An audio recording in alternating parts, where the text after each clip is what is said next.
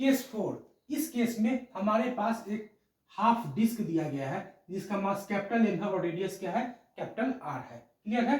और यह जो पॉइंट है इस हाफ डिस्क का सेंटर है। ठीक है, सेंटर ऑफ मास नहीं है, यह कौन सा पॉइंट है, केवल सेंटर है।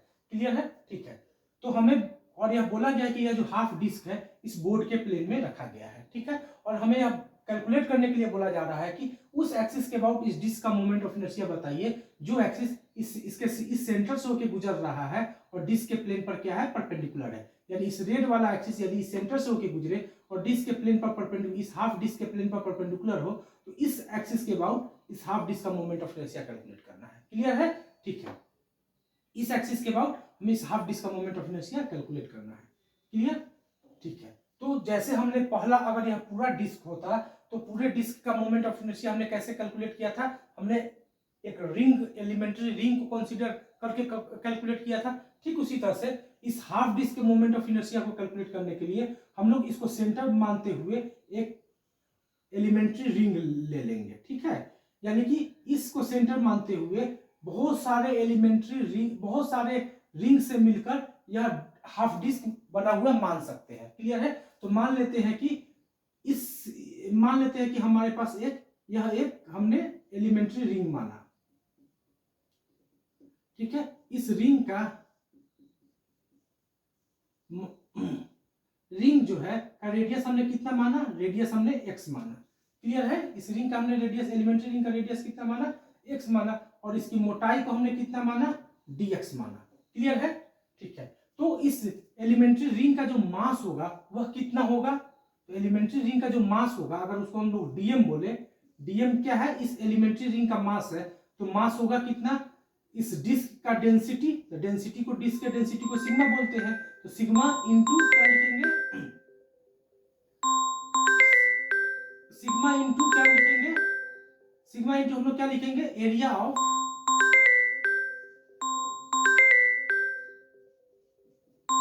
Elementary ring, sigma into area of elementary ring. Sigma क्या होगा, सिग्मा जो है कि इस डिस्क का डेंसिटी है, तो डेंसिटी कितना आएगा सिग्मा बराबर, तो सिग्मा बराबर जो होगा वो कितना होगा, इस डिस्क का मास, मास हमारे पास कैपिटल M है, अपॉन डिस्क का एरिया। तो इस हाफ डिस्क का एरिया कितना होगा, पूरा डिस्क होता तो एरिया हम लोग क्या लिखते, पाई आर स्क्वायर लिखते, तो हाफ डिस्क है तो हम एरिया क्या लिखेंगे, पाई आर स्क्वायर अपॉन 2 लिखेंगे, तो m अपॉन क्या आ जाएगा, पाई आर स्क्वायर अपॉन 2।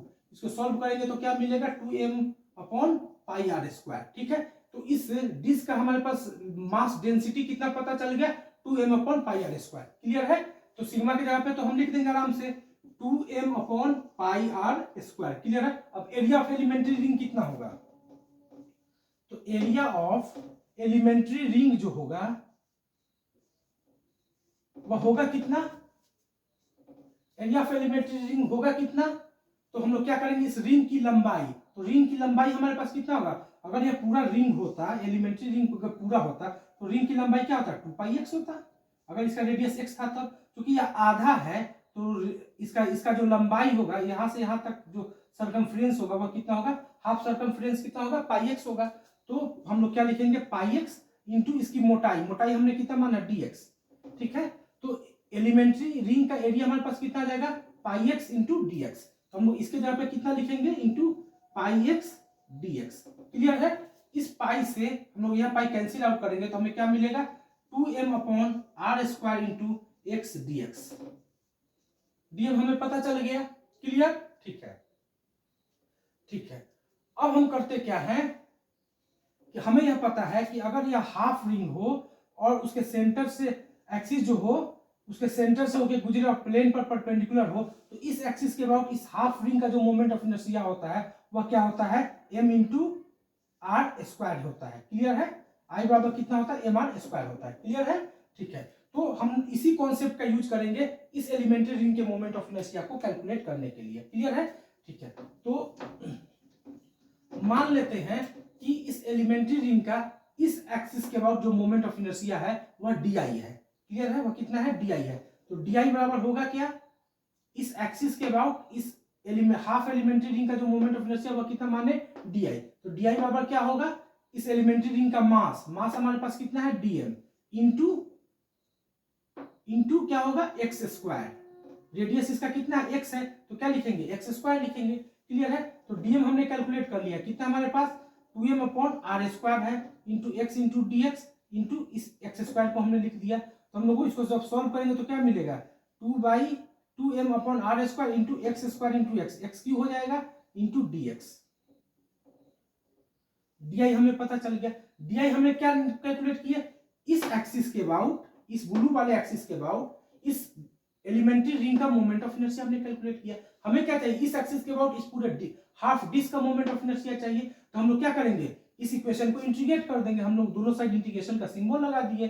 तो क्या होगा, तो x का मिनिमम वैल्यू कितना होगा, यहाँ पे x घटते घटते यहाँ पे सेंटर पे x, यहाँ पे x कितना होगा 0।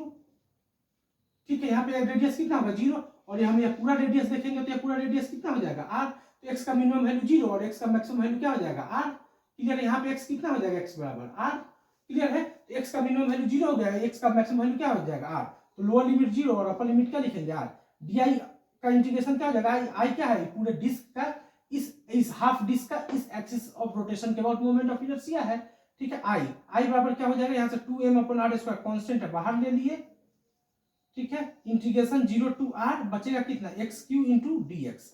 ठीक है, तो जब इसको सॉल्व करेंगे तो क्या मिलेगा, 2m upon r square, x cube का इंटीग्रेशन क्या होता है, x to the power 4 upon 4। हम लोग यहाँ क्या लिखेंगे, x to the power 4 upon 4, 0 to r। Clear. ठीक है, ठीक है, जब इसको फिर फर्दर सॉल्व करेंगे तो आई बराबर क्या होगा, 2m upon r square into upper limit r डालेंगे तो r to the power 4 upon 4 minus 0 का पावर 4 अपॉन 4। ठीक है, जब सॉल्व करेंगे तो क्या मिलेगा, 2m upon r square into r to the power 4 upon 4। ठीक है, इससे 2 से यह 2 टाइम्स कट जाएगा, आर स्क्वायर को काटेंगे तो यहाँ आर स्क्वायर मिलेगा, तो हमें क्या मिल गया, m r square upon 2। Clear. तो इस हाफ रिंग का इस एक्सिस के अबाउट मोमेंट ऑफ इनर्शिया कितना होगा, एम आर स्क्वायर अपॉन 2 होगा। ठीक है, तो जब कभी भी आपसे यह पूछे कि हाफ रिंग का मोमेंट ऑफ इनर्शिया बताइए, उस एक्सिस के अबाउट जो एक्सिस उसके सेंटर से होकर गुजर रहा है और हाफ रिंग के प्लेन पर परपेंडिकुलर है, तो इस एक्सिस के अबाउट मोमेंट ऑफ इनर्शिया कितना होगा, एम आर स्क्वायर अपॉन 2 ही होगा। क्लियर है। ठीक है, ठीक है, ओके। ठीक है, तो आप इस एग्जांपल को एक बार देखिएगा, समझिएगा और खुद सॉल्व कीजिएगा। Clear, thank you. ओके,